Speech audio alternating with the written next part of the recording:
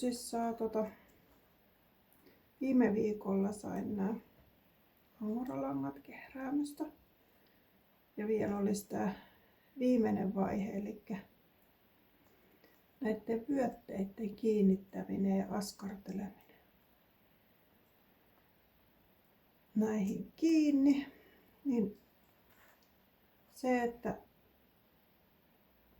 langan saa valmiiksi ja myyntikuntoon, niin kyllä siinä on vaiheita. Hyvin monta. Että nyt on saanut nähdä kaikki vaiheet siitä, kuinka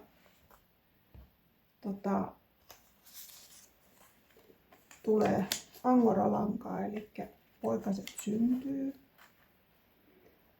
Meille syntyi ne ensimmäinen poikue tänä nyt keväänä. Ja siitä ne kasvaa.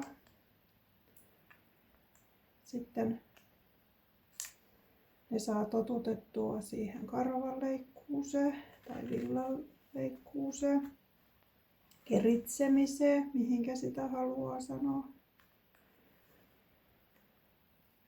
Ja muutenkin niiden kanien ruokinta, niin jos haluat hyvää villaa, niin on huomannut, että sillä mitä niille antaa syötäväksi, niin on aika paljon merkitystä.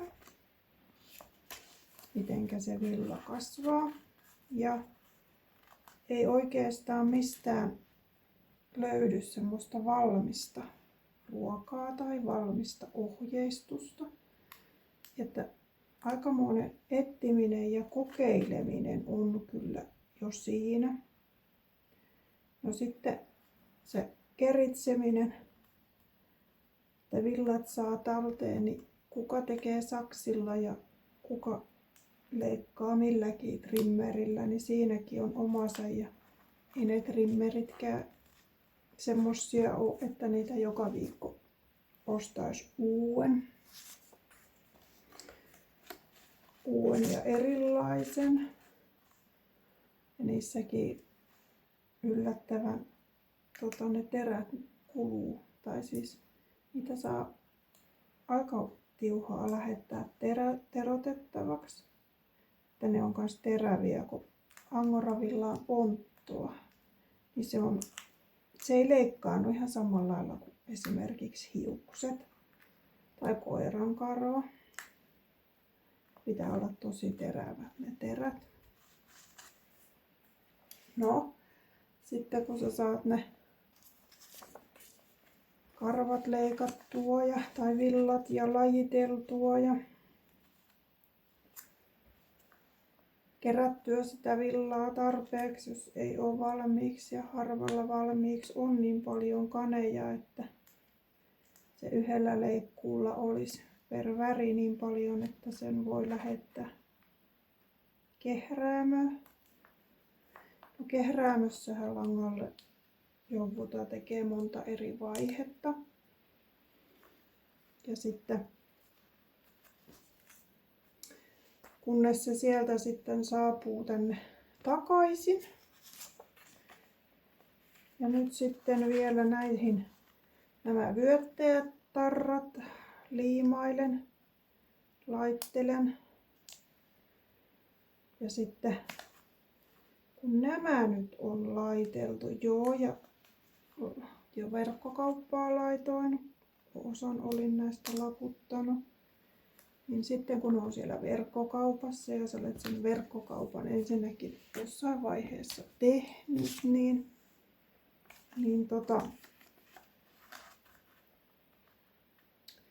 sitten olisi vielä näiden postittaminen ja lähettäminen. Oli kyllä niin ihana tunne jotenkin tänään, kun laitoin ne verkkokauppaan, niin heti tuli pari tilausta, kun sain ne langat sinne kauppaan. Mutta että onhan tässä aika kova työ, sanoisin. Siis silleillä ei nyt fyysisesti niin rankkaa. Aina tietysti se noiden häkkien siivoaminen ja semmonen, niin onhan siinä oma hommansa.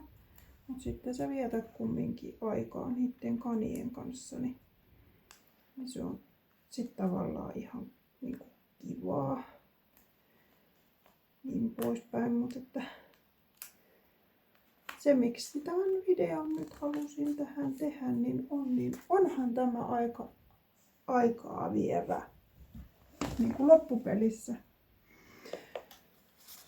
Yritystoiminta kuin yritystoiminta, niin monta vaihetta on ennen kuin se tuote on valmis ja menossa tai sitten voi laittaa myyntiin. Ja tässä on nyt nämä 100-prosenttiset angorat ja mä yritän syksylle saada sitä karitsa-angoralankaa. Katsotaan miten noi nyt kasvattelee villaa noin kaniset, että karitsan villathan mä kävin jo silloin siellä lammastilalla, Parikan lammastilalla tässä Heinolassa, niin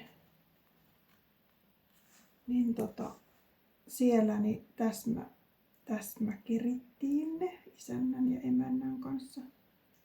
Niin ei sekään nyt ollut niin kuin mitään sellainen 5 kilo tai muuta, että kun ne on minua varten ne sieltä kerinyt niistä karitsoista, että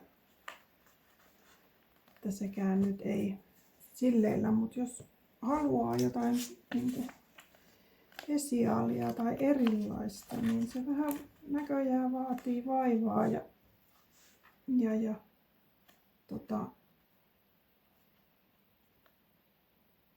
ei se ole semmoista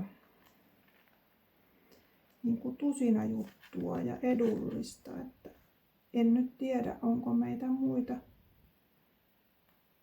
Siis on ketkä käsin kehrää angoraa, niin on.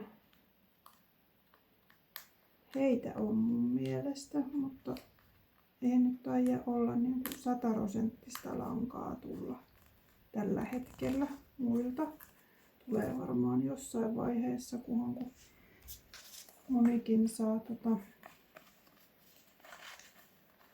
kanit kasvamaan.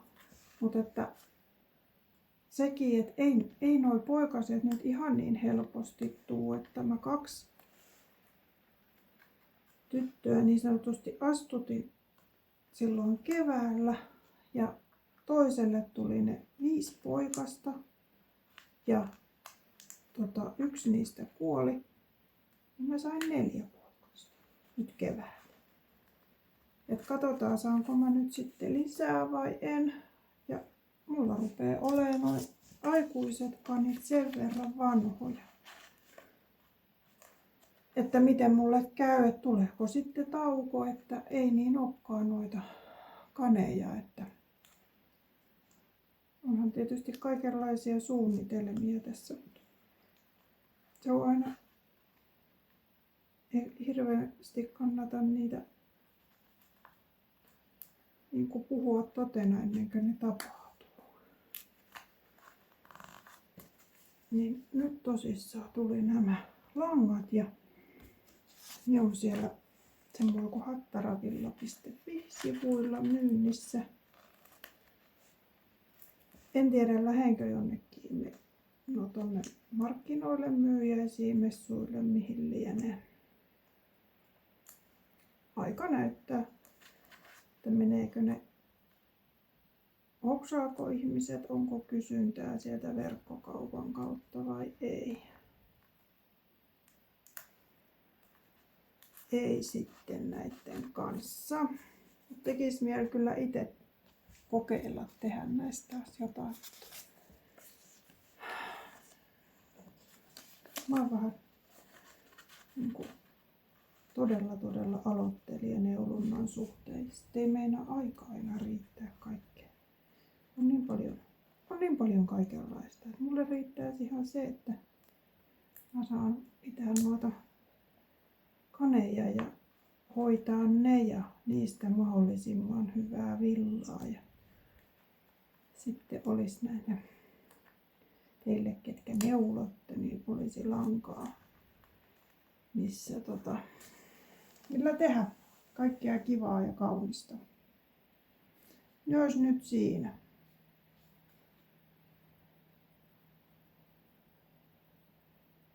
Valmiina. Mutta ei siinä mitään, kun hyvää mitä tää on? Kesää. On vähän kummallinen kesä, mutta kesä se nyt on. Juhannukset meni ja nyt on niitä pitkiä joulunaluspäiviä. Hyvää askarella. Moi moi!